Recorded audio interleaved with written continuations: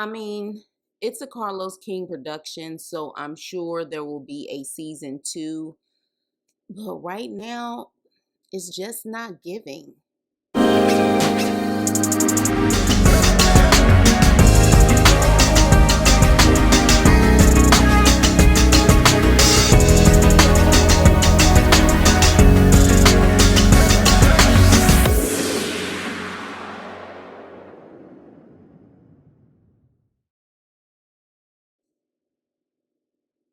Hey, what's up and hello? This is the Chris Nicole giving you my views on life, love, and the world of entertainment through my eyes. And this is my review on Grown in Gospel Season 1, Episode 5. Okay, so we start off the episode with Bree, Tasha, and Nikki at the nail salon, recapping the drama between her and Elijah, which, in my personal opinion, was very, very staged, at least on Elijah's part. Like, he doesn't need to go into acting because it was just team too much. And then Bree tells them that she has a showcase coming up, and they ask her if she has invited her famous father. And they pretty much tell her she needs to invite her father. And I agree because she wants approval from that man so badly that she needs to have him at that showcase.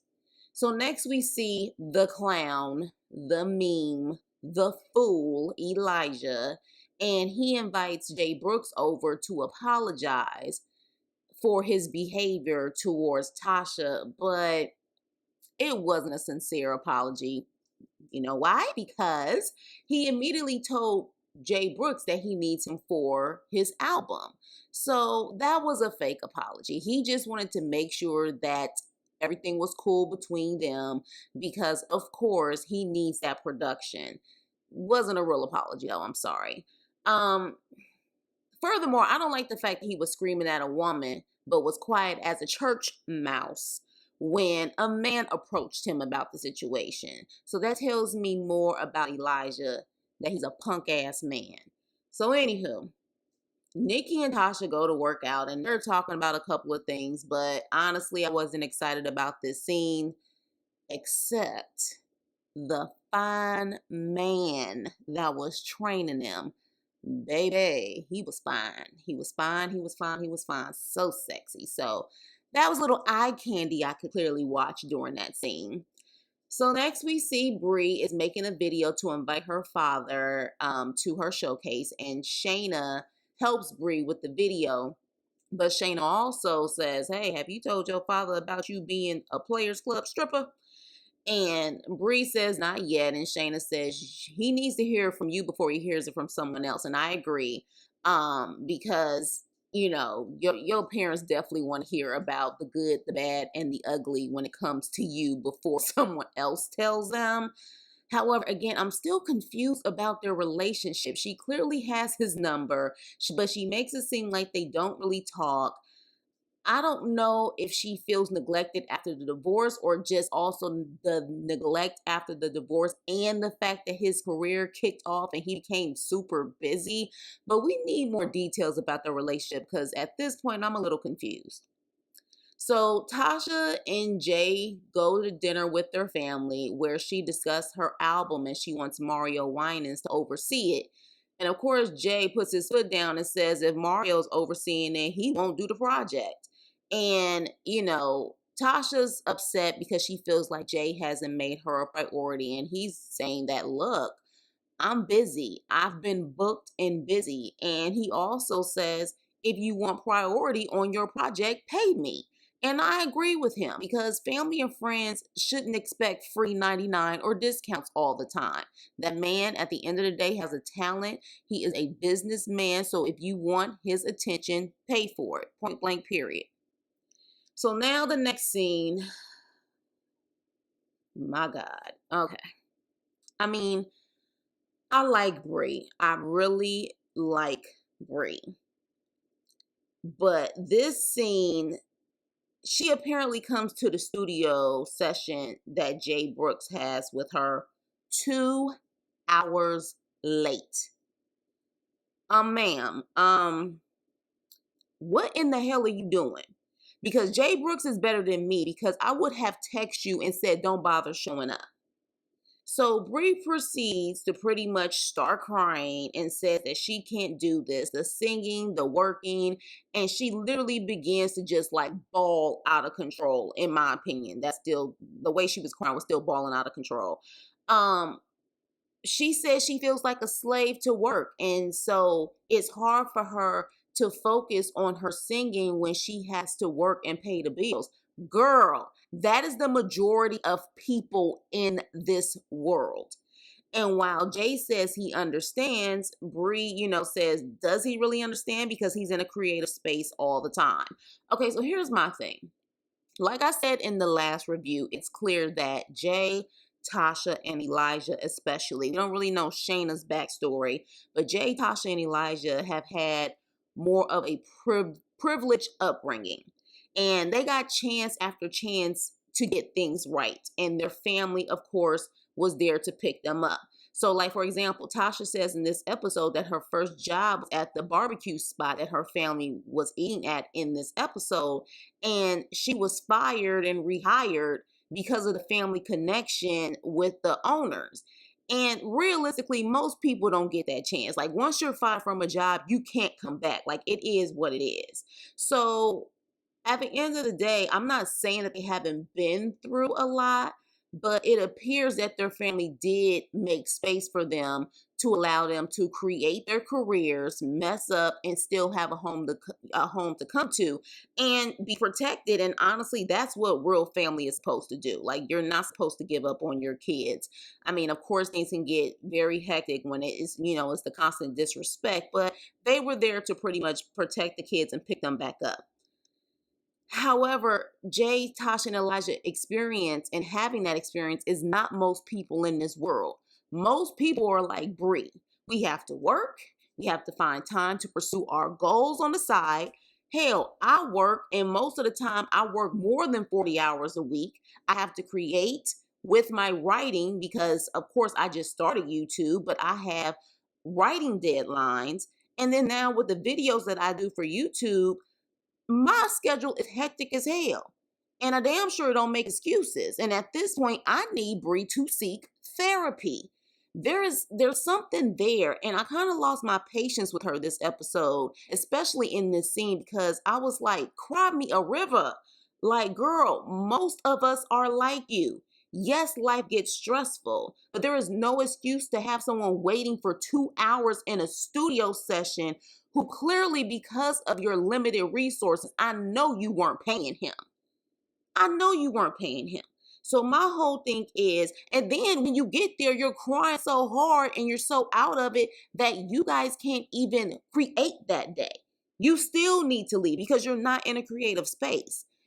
Bree, baby, get professional help, okay? You have some internal work to do, okay? You have to. If you feel like you're not that strong, get the help that you need to get that strength and that motivation. Or just be a 9-to-5 paid plantation worker for the rest of your life. Because my whole thing is, I call it the paid plantation because that's what most 9-to-5s are. At the end of the day, that gives me motivation. That job gives me motivation to find ways to get the hell up out of that job. So you either got two choices: get help or just lay down and continue to be like a lot of people, which just work a 9-to-5 for 40 years and get their pension and Social Security. So at the end of the day, yeah, Jay, you have a lot of patience because there is no way I would have waited for 2 hours if that is a true scene. Now, we know some scenes are made up, but if that's a true scene, I wouldn't have waited that long. I'm sorry.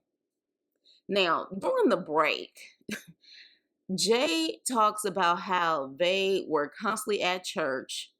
And of course, I definitely was at church, like at least definitely every Sunday and sometimes during Bible study. But I know, of course, being a preacher's kid, you guys were constantly at church. But these fast booty fools were getting busy in the church.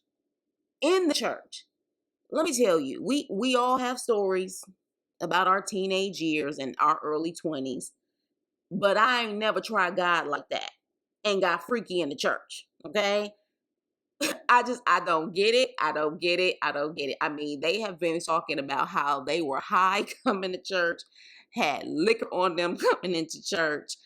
I mean, they are heathens to the 10th degree. Like, they are heathens. Like, preachers' kids, police kids, politicians' kids.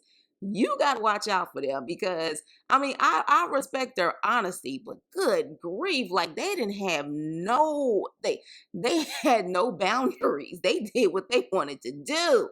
All right, y'all. I mean, hey, pretty interesting though. Like keep those type of stories coming. But yeah, I was just like in the church. Y'all was in room 207. Y'all called the boom boom room, getting freaky in the church. Y'all wasn't scared that God was gonna strike you down. Like, what is wrong with you? Anywho, next we see Bree going to church. And I mean, that's nice. I know, sometimes when we feel low, we want that spiritual connection again to be able to kind of lift our spirits up. But honey, you need professional help, okay? Church ain't enough. I know plenty of people who go to church every Sunday and they still need Prozac, okay? Go to a psychiatrist, go to a counselor. Maybe if you need to get some temporary medicine, maybe. I don't know. But I do know that God made psychiatrists, medicine, therapy for a reason. Okay. Church ain't enough, baby.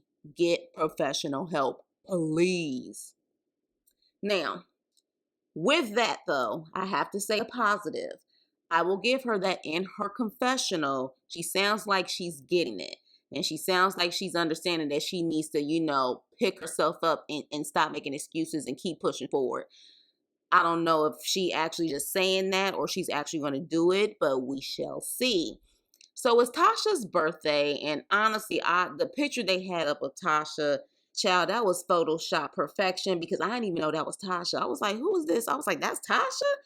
That didn't even look like her. But is it just me, or did anyone else feel like that looked like Tasha that was up there on the screen or whatever?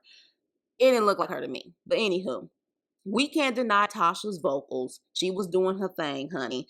And Bree started crying, of course. I'm rooting for you, Bree. I don't mean to be hard on you. I'm rooting for you. I just don't know how long I'm gonna be able to take all of this crying and excuses. Hell, I'm a sensitive girl myself. I am sensitive, but my sensitivity hasn't stopped me from reaching my goals and doing what I need to do. So yeah, I'm rooting for you, but I can't take the crying and the excuses for too long. Last scene, Elijah, the meme, the fool. While Tasha is singing with her friends on her birthday, Elijah comes in, brings a gift, and puts it on stage while Tasha is singing, pretty much interrupting the concert. Honestly, I'm going to be honest. I don't think Elijah brings anything to the show but the ignorant moments. And maybe that's what they're using him for, plus his 1 million followers on IG. Because we haven't seen a vulnerable moment from him yet. Like everyone else, I have somewhat of a backstory. Maybe Jay Brooks hasn't really shown that much too, but he is still being a little transparent about being a church kid. But we've seen vulnerable moments from Tasha. We've seen moments from Bree. We've seen moments from Nikki. We've even seen moments from Shayna, like she lost her mom and her drama with Tasha. Elijah, I don't know anything about him besides that he's an ignorant fool and he's a kid. Like he is turning it up for the cameras. Like, I mean, I understand he may be a little extra, but at this point, it's just getting so annoying and ignorant. Like, I don't know anything about him. So, as far as I see it, maybe Carlos used him because of the social media fan base and he brings the ignorant stuff to the table. But I need to know more to really be invested in Elijah because at this point, when I see him on screen, I just roll my eyes because he's a fool. He is truly a fool. But anywho, that's my review on Grown in Gospel Season 1, Episode 5. Like, share, and subscribe. And definitely leave your comments below. And I will see you on the next video. Peace.